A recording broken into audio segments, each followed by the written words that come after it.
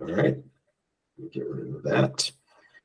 And let's see if I can you see, you can see the questions kind of, or I don't know how well it looks from your end. Yeah, I see a deck. I'll see slides. I can't like predict what the next question will be based on the size of the slides, but I can see the main slide well. Let me see if I can give me the feedback on whether this is going to, let me switch over to PowerPoint real quick. What I want to do is make it like a regular deck. How's that looking? Does that work? That looks good. Mm-hmm. Okay. All right. I know we can't see each other right now, but so we'll go ahead and start. I'm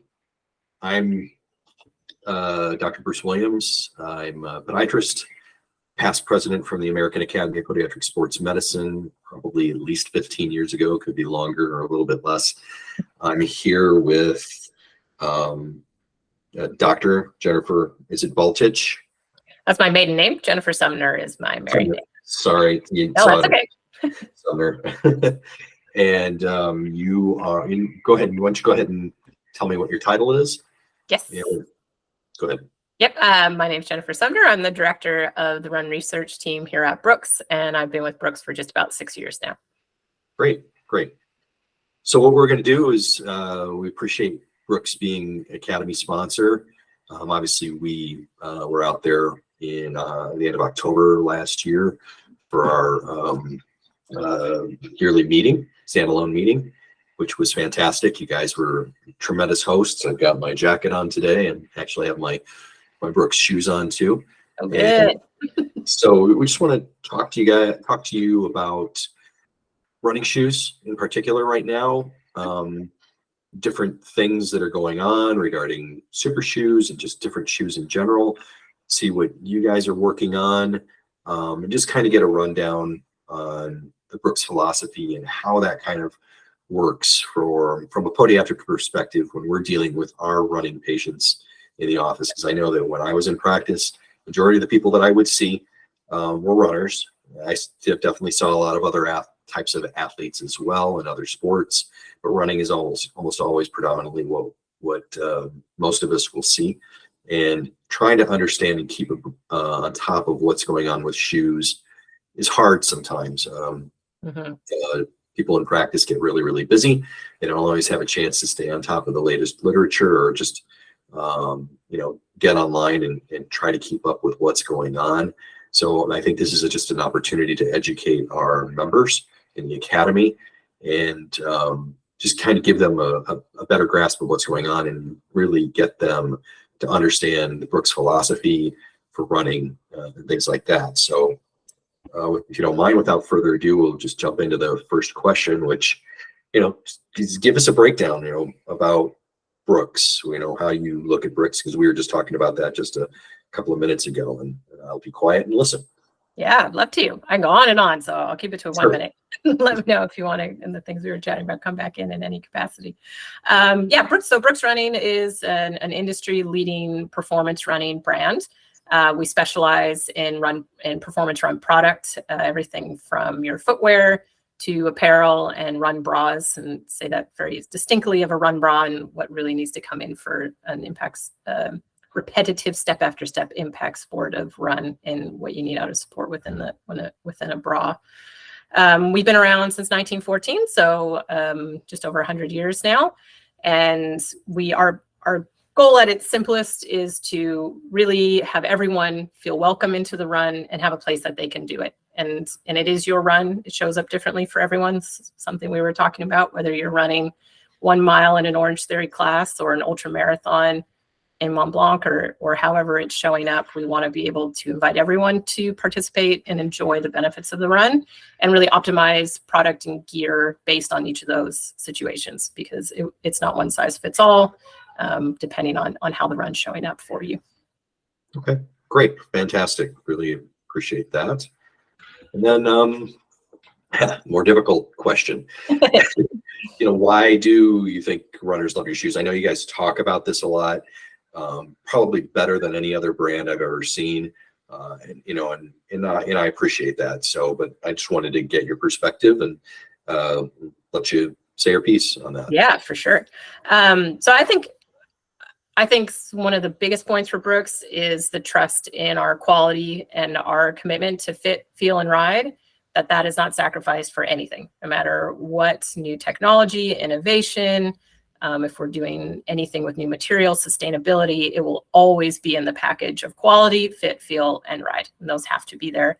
We really diligently evaluate all of our product through that lens with the runner and with the end user. So that's a lot where my team comes in terms of run research, whether that's perception testing and sending them out to runners to use for 6 weeks at several steps within the creation process, through to having someone come in the lab and seeing how they're moving in the product as well.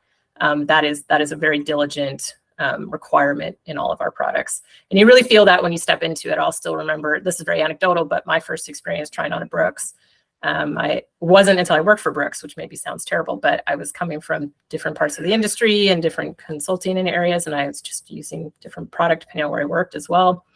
And I remember starting at Brooks, and the first thing they had you do was go to the trailhead and really just try on all our products so you get a good feel for what you're stepping into.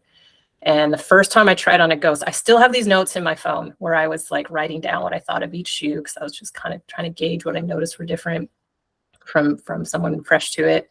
And the Ghost, I think it was just like, oh, wow, this feels like the first time I'm trying on a real shoe. It was just maximum comfort. I couldn't believe how well it wrapped around my foot while feeling like that must have been so much care and diligence that went into building this product. This isn't something anyone rushed through. This wasn't anything that didn't consider how a shoe needs to be built. That was just how it felt. I just felt really blown away by it. And I think I've watched people get to go through that experience now too, working here for a few years. The first time they tried, my husband used to wear Nike, and I was like, come on, okay, I'm at Brooks. You gotta get you in some Brooks. He hasn't gone back. He tried them on, and the same thing. He was like, oh, it's just a game changer when you get to try on something where a brand's really so committed to that quality, fit, feel, and ride experience. Yeah, it's just magical. I think that's what brings people back. Okay. That's great to hear. I think it's just your perspective on this is interesting too, because I've been working on trying to look at the research and other things like that, trying to quantify comfort. Mm-hmm. Yeah. Running shoes, fit, they are kind of getting close in some ways, but to try to quantify comfort, it's just it's an interesting thing because it's very, very personalized. Yeah. And I know you guys are trying to really, really do a good job, and we're going to talk about that in a couple of slides soon. But just it's the feedback like that. That's just your statements really resonate. Let's just put it that way. Yeah. So, mm-hmm. Okay. So Brooks Shoe Finder, I knew one of the slides was in there, and that's it's what you just said is just a perfect lead into this, because I know when we were in your lab in October of last year that I did ask this question about your shoe finder Mm-hmm. and how that works, and trying to figure out, it's a difficult process when you don't have somebody directly in front of you, and or trying to get their feedback from different shoes to try and figure out what might work better for them. But if you could talk about your shoe finder app and kind of how that works from I think that would be great for our members. Yeah, definitely. We just updated our shoe finder again too. Part of what I was going to say is the shoe finder is very iterative. So we're always learning. We're always adding more. We always want to understand how to continue to do, these aren't one and dones.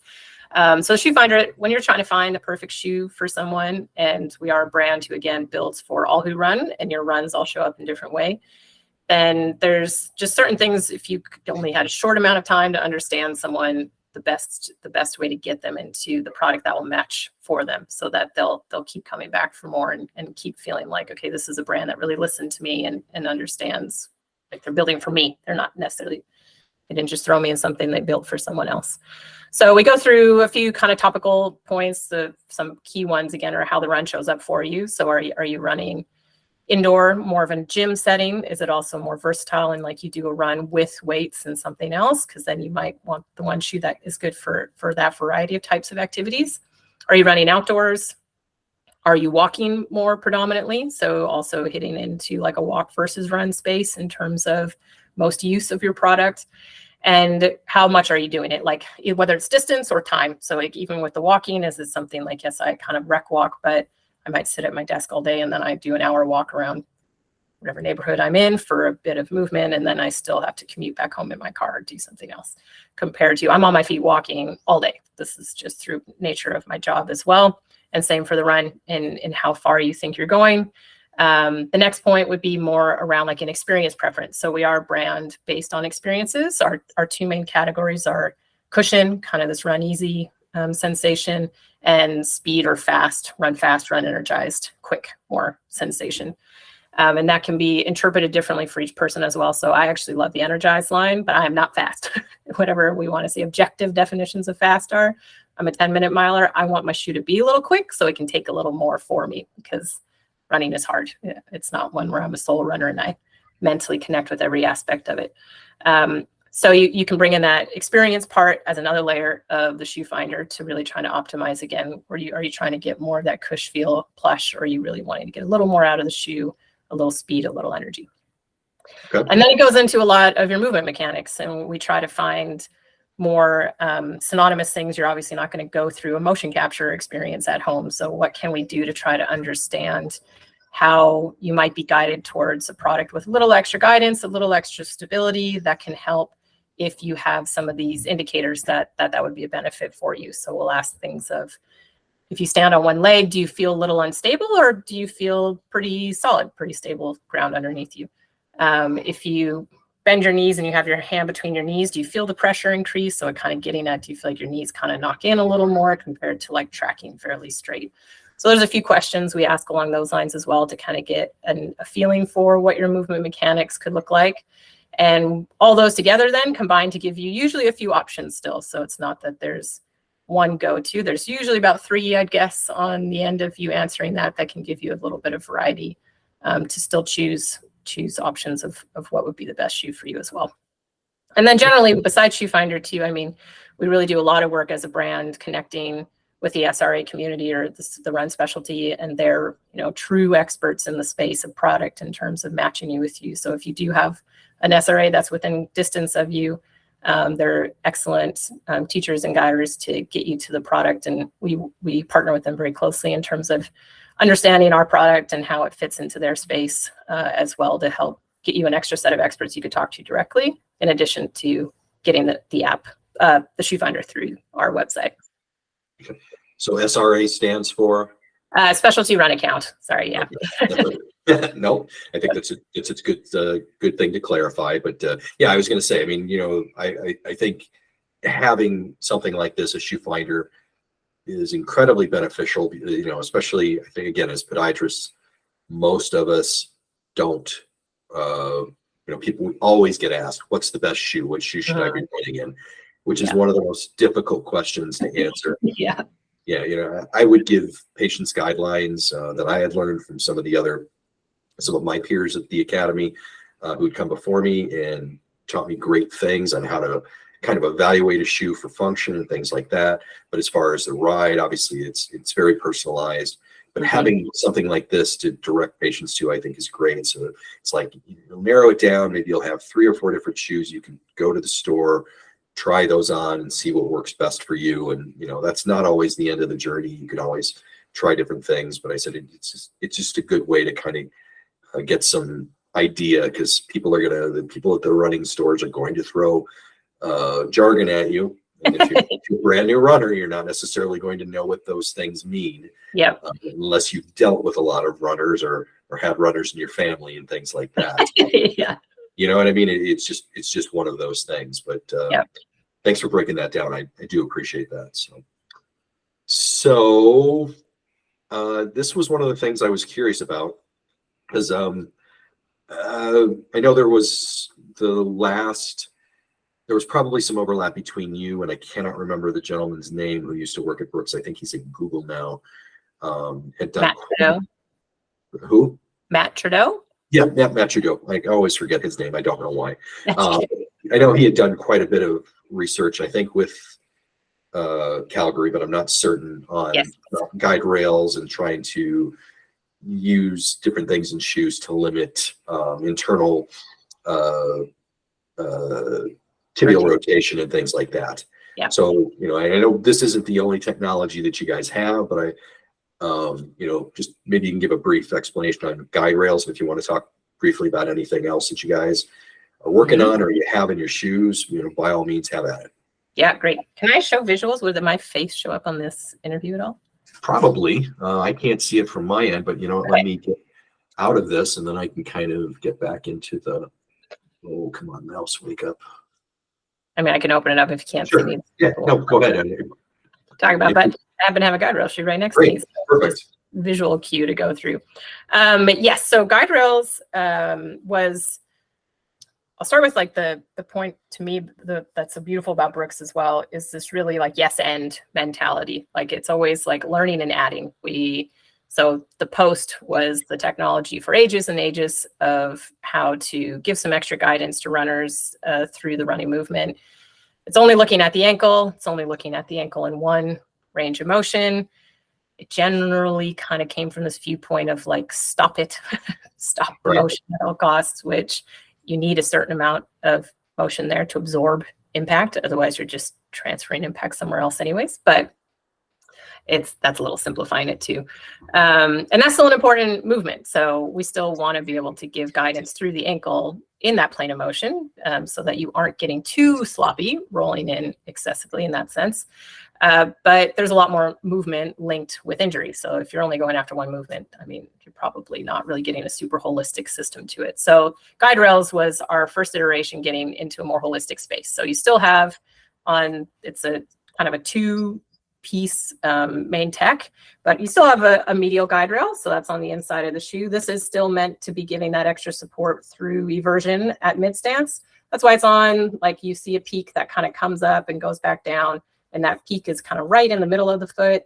You're going to have the highest amount eversion at mid stance as your foot rolls in. So it's just giving that extra little bumper. We kind of call it a bumper if you're doing, bowling with your child. But sure. The bumper you'll bump into that if it's needed will kind of give you a little bit of stability, pushing you back in. The yes and was coming in and adding this lateral back piece. So to your point, we didn't want to just focus on the ankle. You want to bring in the knee as well. So we still have through years and years of research on running injuries, the knee is still the one of the highest, if not the highest, singular joint that comes up in terms of long-term injury for running. And how do you help support the knee more additionally? So the eversion is still linked with the knee. If you get some support there, you can still see a reduction in how much the knee is moving as well. And particularly that rotation. The rotation is what we've seen through literature and research is more connected to running injuries compared to flexion, just how much you bend your knees. That doesn't tend to relate so far that we've seen consistently in any way. So this back bumper was meant to help guide the heel. So when you're first landing, 95% of runners are heel strikers. They might not think they are, but a lot of people are still landing back there. And you land in the back lateral heel. So you tend to land a little bit backwards. And that heel rotation is also very closely linked to the knee. So they've seen in cadaver studies, as you rotate the heel, that rotates through the tibia, everything's connected in your kinetic chain, and you'll see rotation happen through the knee. So this back bumper has also kind of a design that goes up and back down, and the highest point being at the back lateral heel, because that's where 95% of people are landing. And it's again meant to be like a bumper that if you bump into it because you're having some excessive rotation there, it'll just help steer it back out, straighten it back out a little bit. And theory being that kinetic chain, it happens at the heel, but is going to rotate through the tibia up into your knee and help give you a little extra guidance there. So it's meant as a 1-2. Yeah, there we go. It's better. A foot will be better than what I'm showing with the shoe, but where the tech is on the shoe there is very intentional. Back lateral heel, middle of the medial side, to help from heel strike through your mid stance, which is where you're having some of the highest forces happening as well. And these two motions of eversion at the ankle and rotation of the heel that we have seen linked to rotation at the knee. So it's all meant to kind of help give that extra guidance to the ankle and the knee through the running motion. That was a very long explanation. I'm sure there's like a 2-sentence explanation that people want for the quick guide.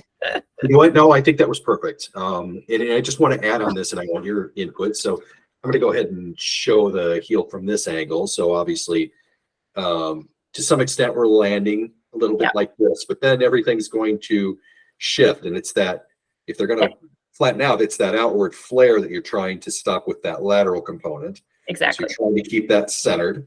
Yep. And then obviously, as they land, you still got that medial portion that's still posted a little bit. And so Yeah. we're trying to stop this lateral flare, which again, it's all related. Now, obviously I don't have the tibia and fibula attached here, but my peers, our members know exactly what's going on there, because then what happens is obviously you get rotation, and then so where the talus is going, it's bringing the tibia and the fibula along with it, and obviously that's going to create torque at the knee and can create other issues. So that's essentially what we're working with. Am I correct? Correct. Yep. Okay.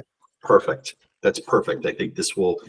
I think one of the hardest things is, again, without that type of visual, because I did hear you explain a little bit of this. I think when we were at Brooks, I probably was the annoying one who asked questions. And love questions.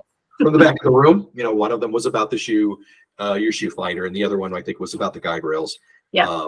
And it's just, but it's until you kind of get that foot and the anatomy portion in there to try to understand. Because when I was reading Matt Trudeau's literature, I'm trying to what is he talking about? I'm thinking, why would you want to use a lateral piece to stop the medial transposition of the head of the talus? And I'm like, oh, wait a minute. No. That's not what we're talking about. We're talking about that swing out, that lateral swing out of the calcaneus. And it's then it started to kind of fall in. But I think this helps. I think this will help our members to do this. Hopefully, if not, then I'm much dumber than the rest of my peers, which definitely happened at times. There's no question about that. But this was perfect. This was really, really good, and I appreciate that. So, but I'll go back to is there any other technology you want to touch on right now, or do you want to keep going on to questions? Whatever you want to talk about. I think we keep going. Yeah, I think because some of the other topics will come up probably through a few of the other questions. Perfect. All right, let me get back here, and if we see it, are we seeing that fully again? Yep. Great. All right, so let's talk about super shoes, because I know that this is what's going to happen from long-time runners, short-term runners. People are going to come into the office and they're going to ask, well, should I get the super shoe, whatever they may call them? They may not call those. And we don't want to say the Nike word or the V word, but beyond that, but we know what we're talking about here. Yeah. But let's talk about super shoes a little bit. How I would like to get your input on how you think they work, why they work, because obviously there's quite a bit of debate as to what percentage of this is coming from the carbon plate, what percentage is coming from the foams, the new foams that they're using, what percentage is coming from, let's say, heel height, heel to toe drop or pitch, and then also you've got your rocker bottom, these aggressive rockers that are being built into these shoes. And a couple of my peers and I are pretty much of the opinion that it's definitely a combination of everything. It's just not one thing. And for whatever reason, Nike hit it with the kitchen sink, and they did a pretty darn good job. Yeah. Everybody's still trying to catch up. But so you can see the question there. I would love to get your input on what's going on. I know you guys, I'm sure, have your own version of that, obviously, to compete. But I'll just be quiet for a second, and I'd love to get your input. I was really glad you said what you said, because as I was preparing for this, I was like, oh, I'm going to go give the answer that the shoe is a system. And I know people like it to just point to one thing. And it just makes it easier to digest if there's one thing to point to than the whole thing. But I'm very much a believer of the whole system. You could take the plate out and it wouldn't be the same shoe. You could change the compound and it wouldn't be the same shoe. It really is what comes together with the whole thing. And there's so many parts of what you can tweak within each of those. In terms of a general ranking, I still think the foam is really important. If you don't have a good foam, I don't think you can make up for it with just your plate. Whereas if you have a really good foam, I think you can take it to the next pitch with a plate, but a plate on its own can't make up for a foam that's not as competitive as another foam. So I do think in general, if I had to rank order them, I would put the foam as a very top priority. The foam has to be there. But you can't get you can't get the full system without adding the plate back in terms of, again, a super shoe space. I'm not a believer that a plate needs to be in every product, and I think it doesn't have a space in a lot of products. So I don't mean to say that I think this needs to be there for every shoe. But yeah, there's a lot of optimizing, I guess is maybe the right word, that has to go into each of those, besides what you're doing with, if you have a good compound. But then the plate shape, I know, you know, there's a lot of work out there already published now in these days about the shape of the plate. I think there's still debate about what the plate does. There's, I think, beliefs from folks that it literally behaves like a spring. You bend it and it snaps back and gives you something. I'm not a personal believer in that theory. I think the plate is there as a stiffening element. So you get, creates the rocker. So it stiffens in that zone. And it can provide stability if you're having a very high resiliency soft compound. So if it's like they've gotten these compounds that get a lot of energy return and resilience out of them, but they're also kind of squishy. So without a plate in there, it can get a little unstable. I know there'll be, we could talk about that more too in terms of like these really squish foams. So it balances it back out. I think it creates a little bit of that rigidity, and then the bending stiffness that helps with that rocker profile comes through a plate space as well. So yeah, it's a really fun puzzle to solve in terms of like the whole system you're balancing out. I think the like height, I mean, there's, I know the trend now in the market is just like big, big, more big, big, add more. And I don't know how long that'll keep going. I am also generally a believer that we've like hit a point where it's just not beneficial anymore. There's depending again on the compound. It's not like there's one stack that's going to be again the winning stack. It still depends on what compound did you just put all that stack into. So you might need more when you have a softer compound that would just displace through the whole thing. If you didn't, but you're going to make it tall, you're going to have to make it wide, and you're going to make it wide, you're going to add weight. So there's literally an optimization equation with anything that you're building in shoes to balance out what you're ultimately trying to achieve at the end of the day. So if you're doing a super shoe, these are usually talked about in the space of literal fast, and the fastest time someone can get. Adding weight is not something you're going to want to be doing in that space. So there is a point where tall is too tall to have to make up for it in width, where it's really not benefiting anymore. If anything, it starts to detract. So building into the space of like, yeah, if it's literally meant for the fastest of the fast, you have a whole different set of constraints than if you're building it for someone who time is not the thing they're trying to like cut. That's not what their goals are. They might do it for experience and the feeling of it. You can maybe add a little more weight in that person, but again, just what are you trying to achieve at the end of the day, I guess, is always still my question when we talk about super shoe. Sometimes I feel it comes up like super shoe is the super thing for everything. And I'm like, meh, what are you trying to do? Exactly. Yeah.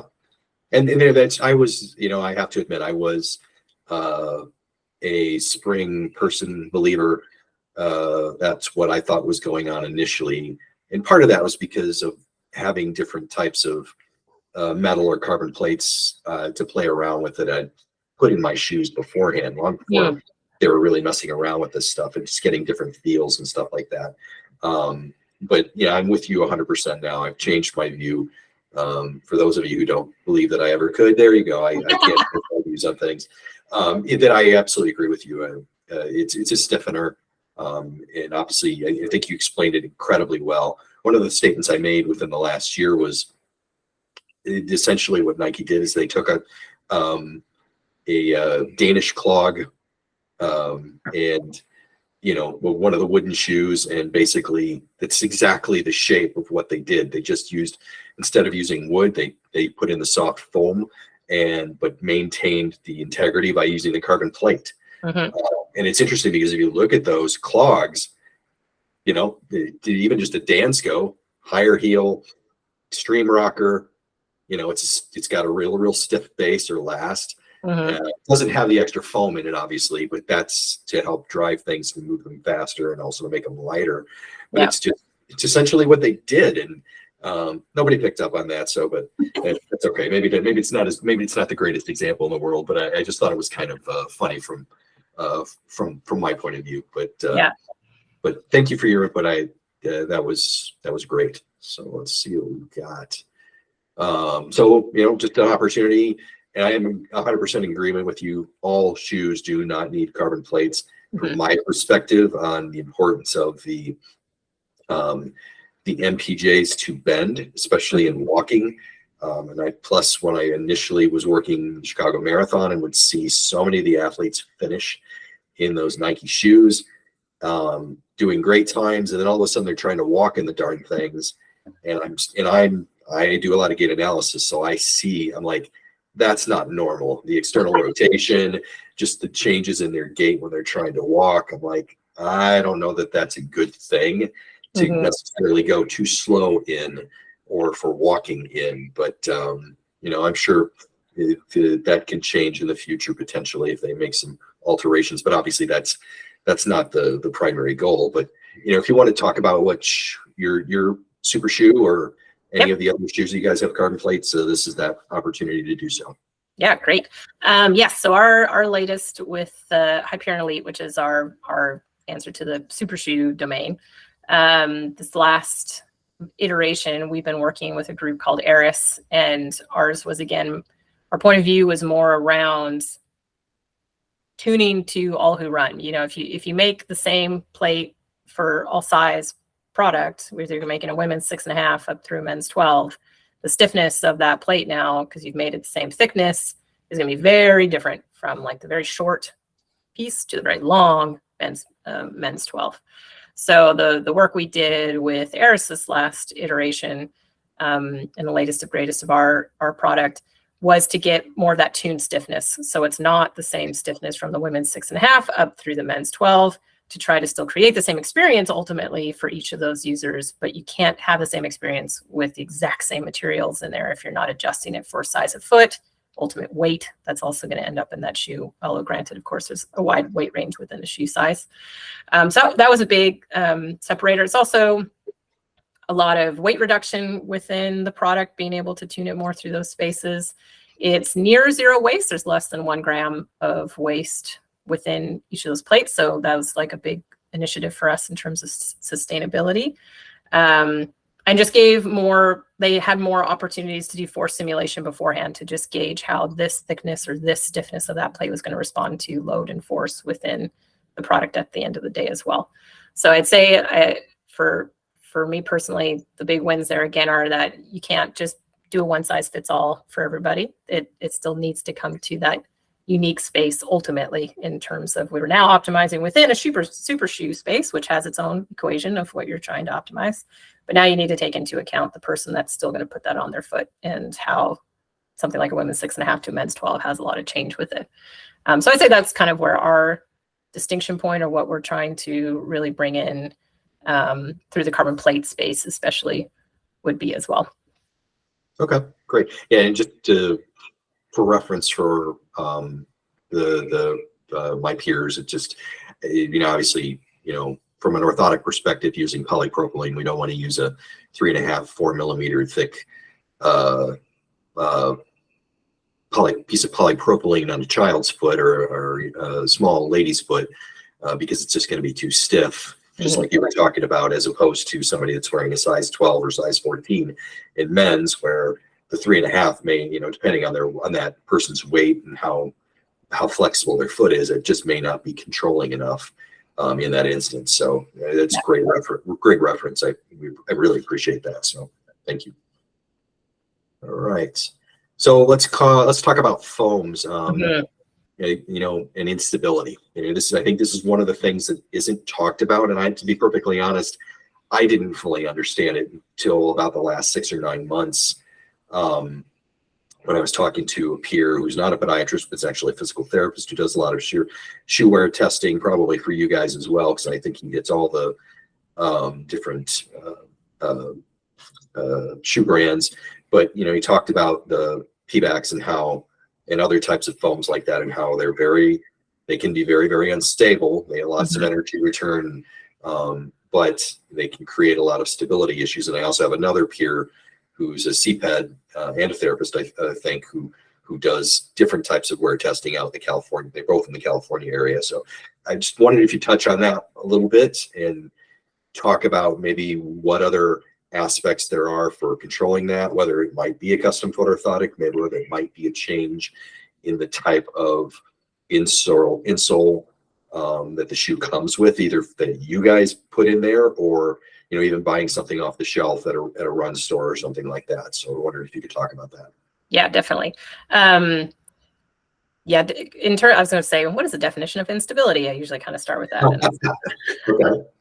What do people talk about stability, and opens a can of worms in different places. I'll talk about literal movement stability. Let's just say side to side wobbly movement in simple sense from that case. It is a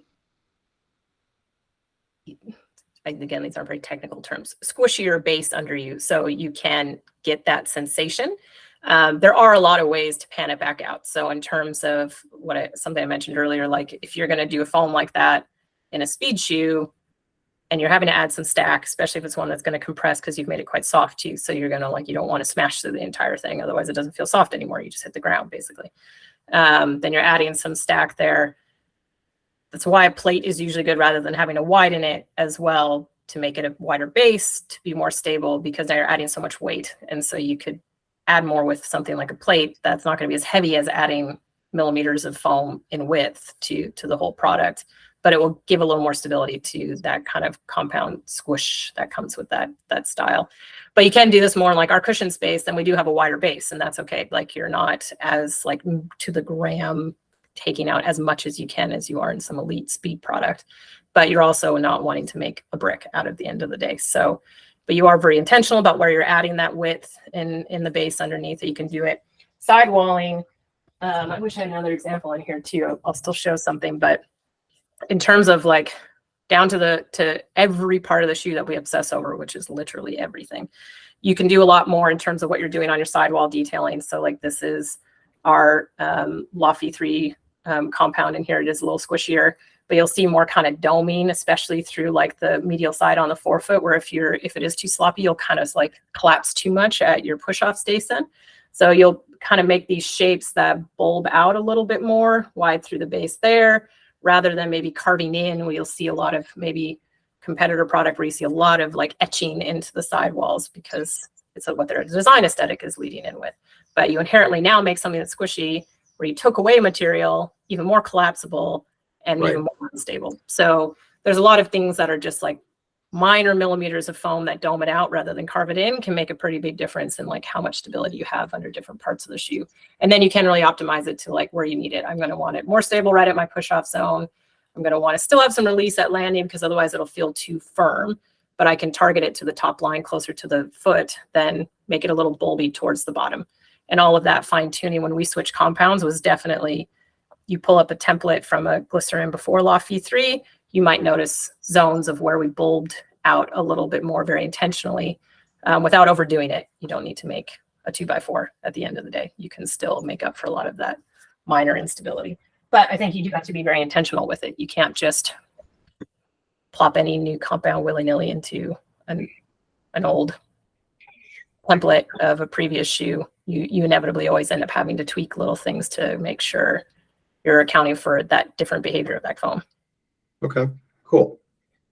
I'm not a podiatrist, so I always hate to like tread into other people's territory. So I can't speak to like orthotics as well. But obviously those are another like very good way of getting support out, and especially personalized, because that is the base that's going to be closest to your foot. So that definitely can help, especially if you are maybe more prone to certain podorthic conditions as well. But yeah, I usually try not to pretend I know as much in that space because I will not be the expert there. But that is definitely an option for a more personalized experience too. Okay. So do you guys play around with different, let's say more, I don't want to say enhanced, it's not necessarily the proper word, but just a stiffer insole that would come with the shoe for some of these shoes? We didn't necessarily do the insole as much. We did more though. Again, like this is, I wish I had another side by side, but what am I wearing now? sorry, I'm trying to remember what shoes I have on me.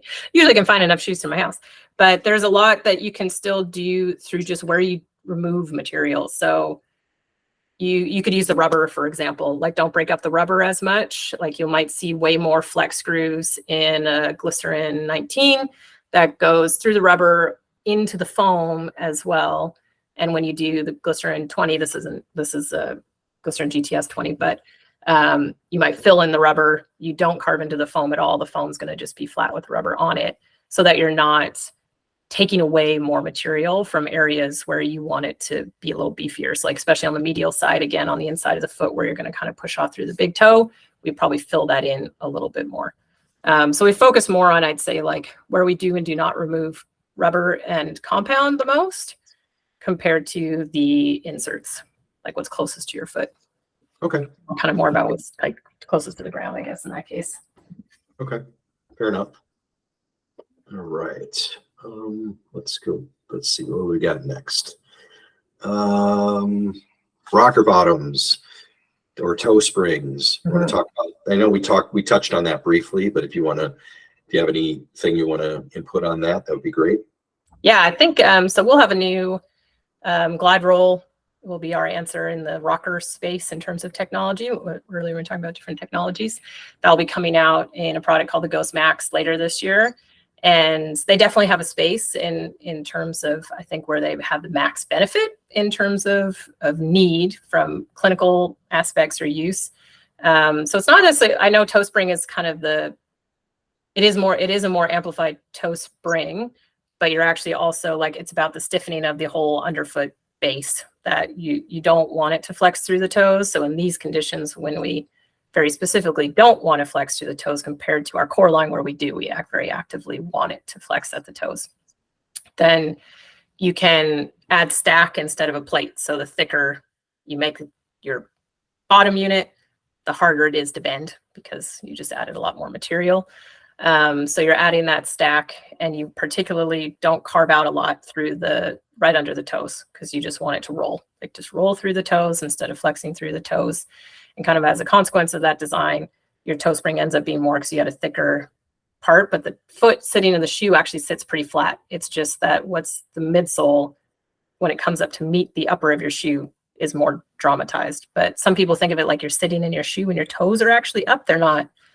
It's not like an elf design. It's very flat standing there. You'll just tip and roll through it rather than flex through the shoe.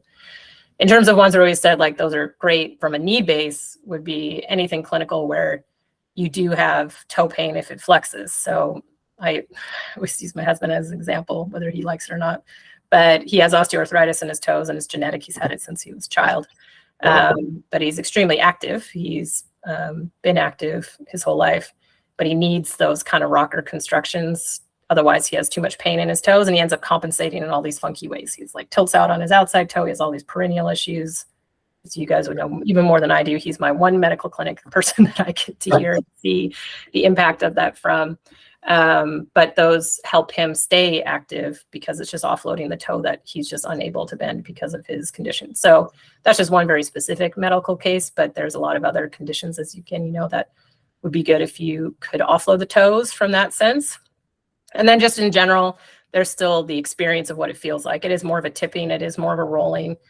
It does offload the foot and the ankle. You can shift those forces other places. So it's not like it's the one-stop shop solution to everything. But if you have more plantar fasciitis or you're having more foot problems from running or walking, this will be a solution that can offload those structures to either help get you back to normal, or baseline. Normal's not a great word to use. Or if you just, again, like the feeling of the rock, that's for some people just an ultimate like sensation thing that they enjoy out of it. So I think that they, again, have a very particular need space.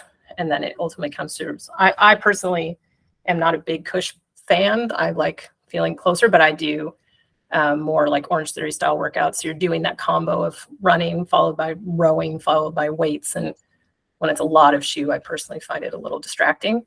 Sure. So again, kind of some folks go into this mindset of like, there's one thing that works for everyone. Rocker will be the solution for everything.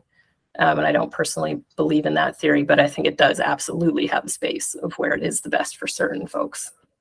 And it might even be just for a period of time. If you have a foot problem now, maybe it's great for you now. Ultimately, you might switch to something else once that problem resolves.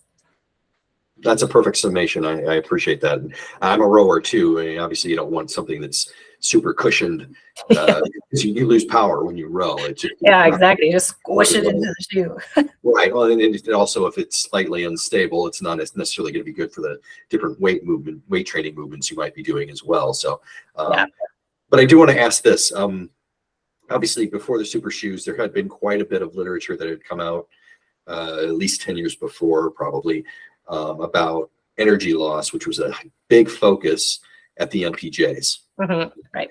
And my thought process was that this is part of the reason why the need for the plate, the need for the advanced rocker or toe spring, to kind of minimize that energy loss and to try to maximize propulsion for the runner. Is that about right, or am I off base here?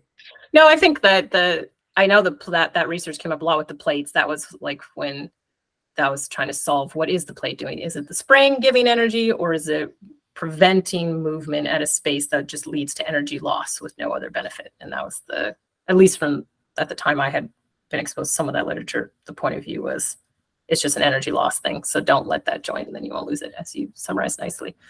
So these ones without the plate, it's the same thing. You're reducing the rocker through stack instead of a stiffening element that can be thin. So you don't have to add as much weight or material. So you can still get that benefit out of it. Again, I don't necessarily believe it's like it's good for everyone or it's good for your whole life to do it that way. You're now never letting a joint bend that would be good in walking or is good for other activities too. Right. Let it get some motion in there. So. Right. Well, it's I think what's interesting is that I don't think, there's a huge, there are many proponents of foot exercises and things like that. Whether they necessarily work in certain situations or whether they don't. But obviously blocking the natural rotation or dorsiflexion of the MPJs on a regular basis, I don't even think has been approached from that aspect. Yeah.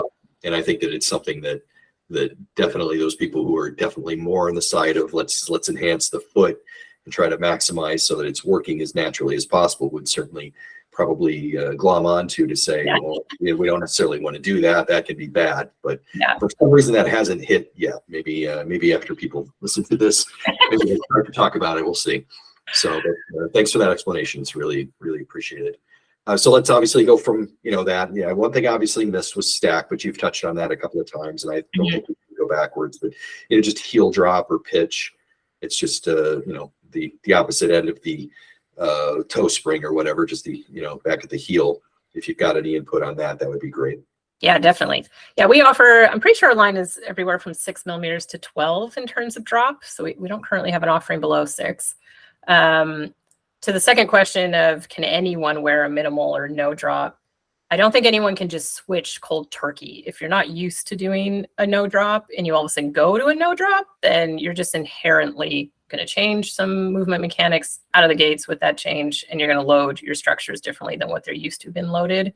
And if you do that too quickly, then you'll likely probably overwork something because you're just changing too quickly. I think everyone in theory, maybe never speak in hyperboles, 90% of people in theory could adapt to a no drop if they, for some other reason, found that as a preference, whether again, it's an experience or they're going there to offload some other tissue that you get from a no drop benefit. But I'm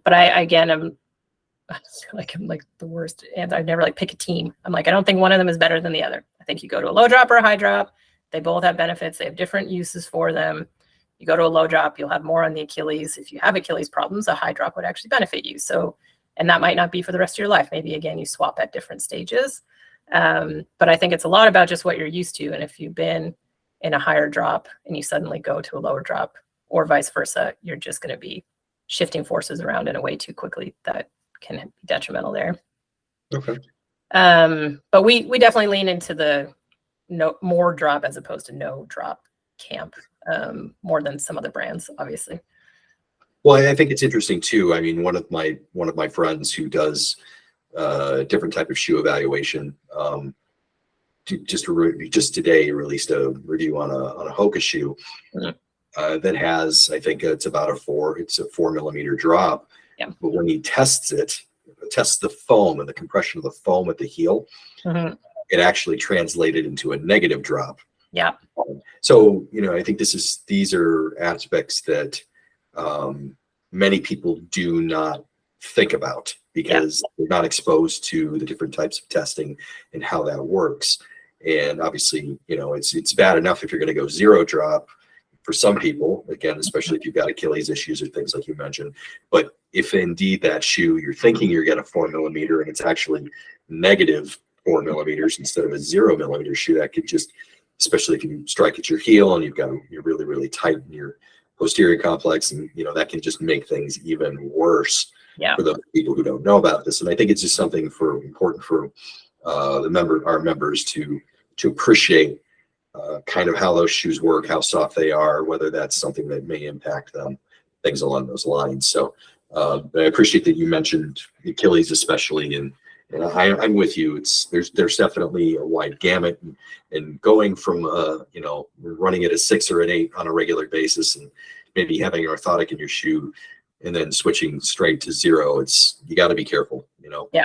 Everything in moderation. Everything in moderation, yeah. And like the barefoot movement, when I felt like that, when everyone was going, it was like, holy moly, people! You can't. Good for business. So yeah. maybe not your business, but it was definitely good for our business. So yeah. Well, I guess I did have a slide on stack height. So if anything, you've already touched on this, but if there's anything else you want to mention on that, you certainly can. I mean, it was just great to hear you talk about how you guys are flaring out, the sole, the base of the shoe, particularly because of the cushion of the foams, and how that creates not just instability, but also just, in different areas. It's just a very, very, I'd seen that, but I thought that was more of a design impact than necessarily, a structural impact, which is what you talked about. And I think it was great that you mentioned that. But if there's anything else you want to talk about on this, by all means. Yeah, no, I think, we hit this in a few different topics. So probably we still, in terms of Brooks line, we don't necessarily have like a minimalist stack offering. We don't do 0 offset. We used to have the pure line, which is as close to minimal as we go, but we never really got like minimal. That wasn't quite our wheelhouse of preference to work within. But even like stack, I still think there's like a peak stack, like where some will keep going. You're inevitably, like, it just doesn't serve much of a benefit anymore. And if anything, you're going to start to impede on fit feeling right. Even just fit, you make it so tall, it's so stiff, then the shoe doesn't move and your body keeps moving. So you get a lot of heel slip out of it because the shoe's stuck on the ground because it doesn't bend anywhere. And if you're not rolling effectively with any of the way you build geometries in, then your fit gets messed up because of adding so much. So back to that whole point of like the shoe as a system, you really can't talk about those in isolations and not know the implications of what it's going to build onto the other. So we do have still getting up into that tall territory for sure in terms of the market of where that's going. But inevitably there's a peak where there's just no benefit. You're just starting to lead to drawbacks at a certain stage. Okay. Great. Yeah, I agree. It's interesting. They certainly look interesting, but yeah. You have a lot more space to design something cool with it, that's for sure. Tons of sidewall space. Exactly. That's pretty neat. In terms of just go ahead and put the wheels on them. They're already that tall anyway. So. yeah. So what's next from you guys? What do you have coming out for us this year, or maybe early into next year? If there's anything you could share, we'd love to hear it. Yeah, definitely. We have some advancements coming out in both speed and cushion, both related to compounds. So coming back to the space of like the compound is really important for the overall experience, what it feels like underfoot, but what you're getting back from that material, that is the whole distinction between what's between your foot and the ground. So we're having compound advancements coming into both. I mentioned we have 2 experiences. We have our kind of run fast or speed and speed combined with energized category. And then we have this more cushion plush run easy experience. So between this year and next year, you'll see compound advancements coming into each of those. And the compound is, again, a big piece of what you'll experience, but ultimately how you build that into the system is important. So the geometries and everything else that you're getting distinction from. So again, back into fast, we have our Hyperion Max that's out there now. You'll see even more push in what Max is going to be in terms of how you're getting out from a glide roll technology and what benefit you get into literal speed, not just then the experience we had from the Ghost Max, which might focus more on offloading certain parts of the foot in terms of assistance there. And then in the soft category, besides the compound advancements, I think still where Brooks is driving towards is recognizing, I mentioned the story with the plate, you can't just put the same plate into everything. Even when you put the same compound into everything, you have different weights, different sizes, different flex of that shoe inevitably based on the size and length of that foot and the person that's going to be standing in that shoe and walking in that shoe and running in that shoe. So how do we create compounds that have the ability to tune more in terms of how much and where you're putting in soft versus hard without having to do multi-component shoes back to going into that space. So inevitably, I think that's what we continue to drive for, is recognizing the difference between people putting on that product, not just in the space of experience, like I mentioned with cushion and speed, but also just within an experience, a women's 6.5 up through a men's 12. And taking into account more, we're learning also from working with watch metrics and understanding how people are running in terms of distance and speed combinations, and how does that result in changes in how aches and pains might show up, and how would you tune and build differently for those folks, because inevitably you're going to have different movement mechanics coming from that space as well. So I'd say it's a lot still in terms of recognizing the all. That's where the shoe finder will be even more important, because you are trying to really we have a lot of solutions out there, and we want to make sure we're going to get you in the right one. But we will not be the brand that makes one solution and assumes it fits for everybody, because you might please 50% of the people and you got 50% on those tail ends that are not really going to find their need. Okay. All right. That is all we have. That is fantastic. I really, really appreciate your time and your responses. And it's been really enjoyable. Anything else you want to close with, or are we good? Yeah, I always want to close and say, I hope, a message people get from whenever we get to, as a brand, represent what we do is the sense that Brooks is a brand who starts with a runner. Brooks is a brand who believes in all who run and how it shows up for you. And we ultimately are the brand that optimize and create these different solutions as well as experiences to really invite everyone to get the best out of their run. So I usually hope that that's what kind of comes out of all the specific comments, but that general theme, I hope people walk away with in terms of what Brooks stands for and what our run research is here at the team as well.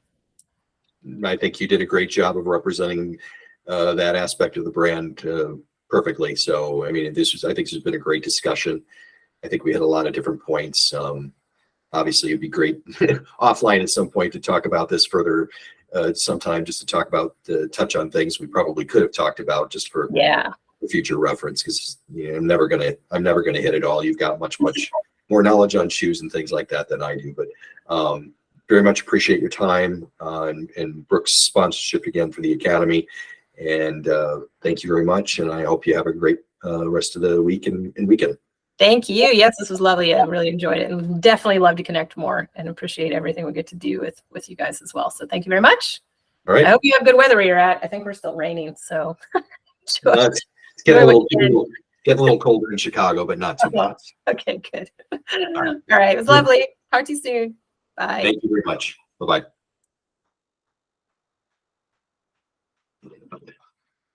Back here.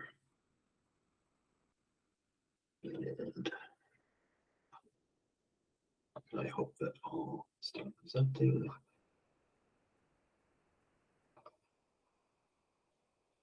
That concludes, guys.